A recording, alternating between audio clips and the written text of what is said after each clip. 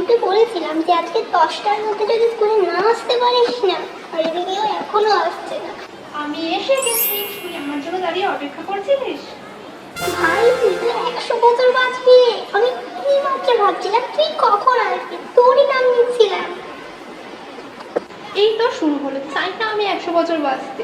তুই এগুলো থামাবি এবার? কেন, তোর কি হয়েছে নাকি বলতো? এসে থেকে শুরু করে দিয়েছে।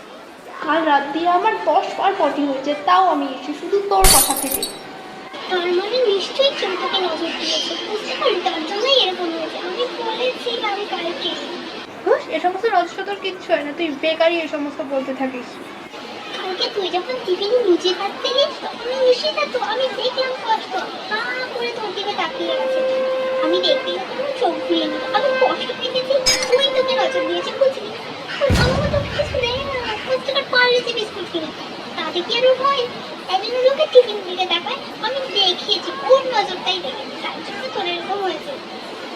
কালকেই তুই লুচি আনবি আর নিশিতা এরকম হাঁ করে দেখলো, আর কালকে রাতেই তোর পাতলা পটি হলো। তোর কি মনে হয় এটা নজর নয়? এটা এমনিই হয়েছে। আমি বলে দিচ্ছি তোর নজরই লেগেছে। তুই দেখ ভালো করে, নিশিতাকে জিজ্ঞেস করো দেখছিল কিনা। স্কুলের বাকি সবাইও দেখেছে, নিশিতাই দেখছিল। আমি বলছি আমার কথা কখনো না মিথ্যে হয় না, আমি যেটা বলি সেটা সত্যি হয়। তুই থাম তো, ওই দেখ 1 শালিক। এক শালিক?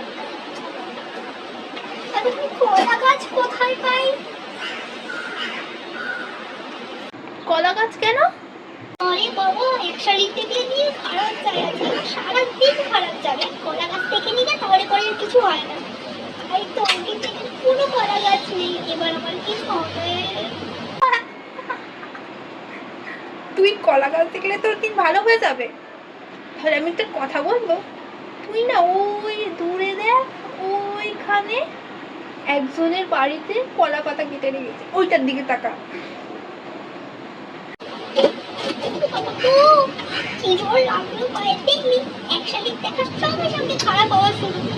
আমি বলেছিলাম, আমি যা বলি সেটা মিথ্যে হয় না।